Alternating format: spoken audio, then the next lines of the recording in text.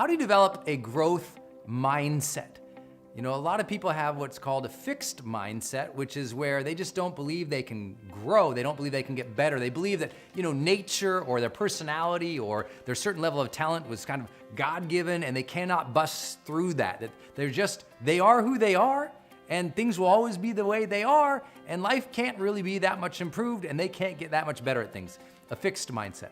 Now, the growth mindset has been very popularized by Carol Dweck, who wrote a phenomenal book called Mindset, which is a book, if you haven't read, you definitely should have on your shelf. Great book to read. So how do you develop a greater growth mindset? I'm asked that a lot of times. This isn't from her book. I'll let her work speak for itself. My perspective of how to develop a growth mindset begins with the fundamental number one rule in life, and that is believe in your ability to figure things out.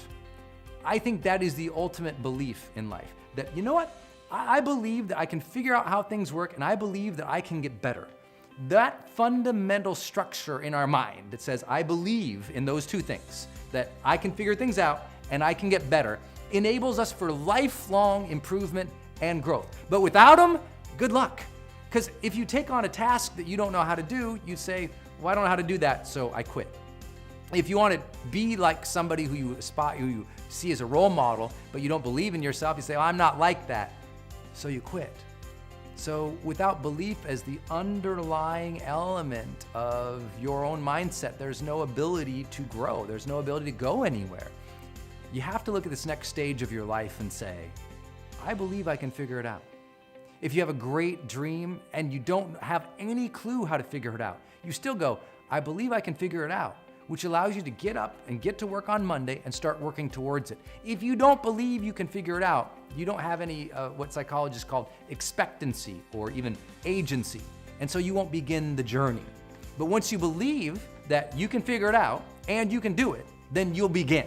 So always believe in your ability to figure things out.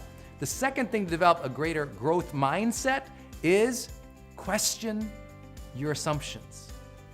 See, we all assume we are who we are.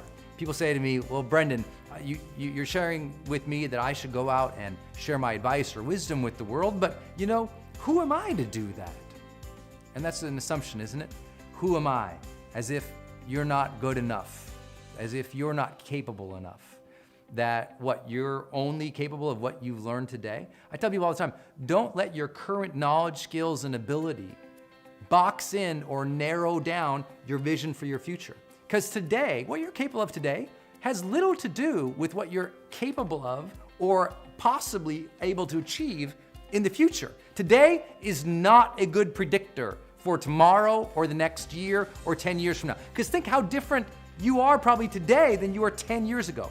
How many more things you've learned, how kinder of a person you've become, how more empathetic you have become, how much more just, solid and sure you might be.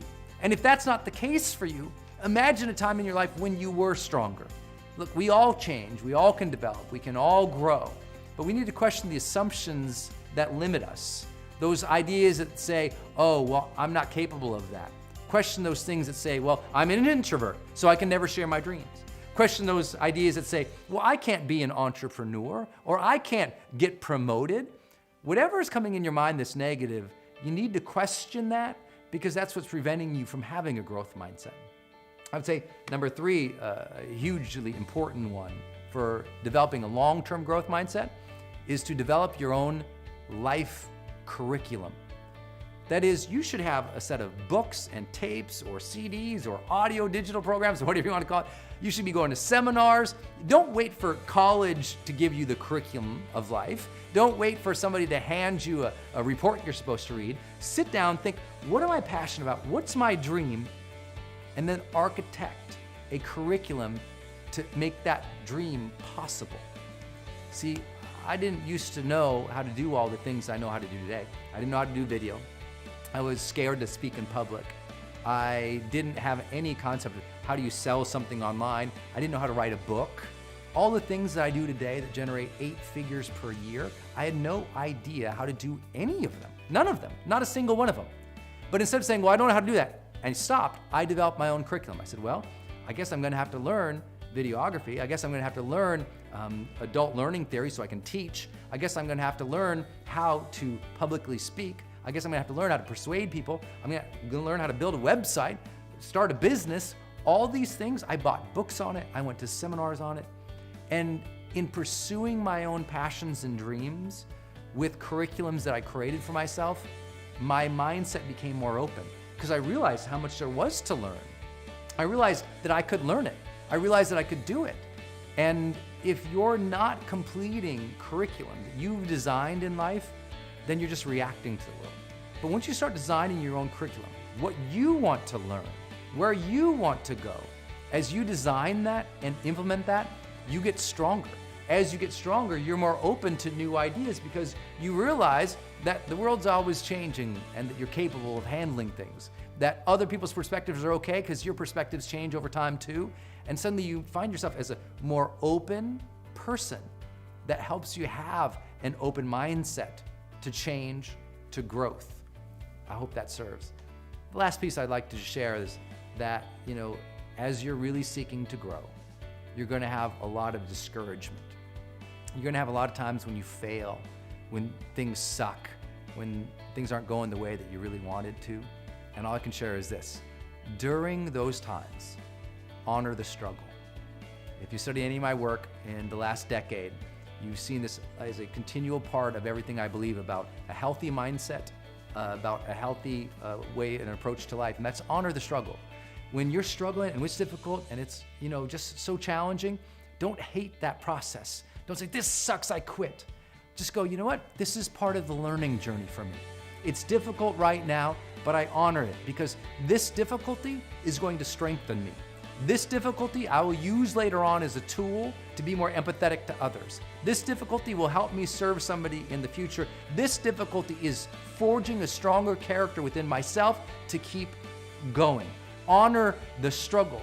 See, people who really have a growth mindset, despite what psychologists often will use that phrase now as so popular, the reality is the key differentiator with those who maintain a growth mindset from my studies in high performance studies, from what I've learned, is very simple. It's that when they get knocked down, they maintain resilience.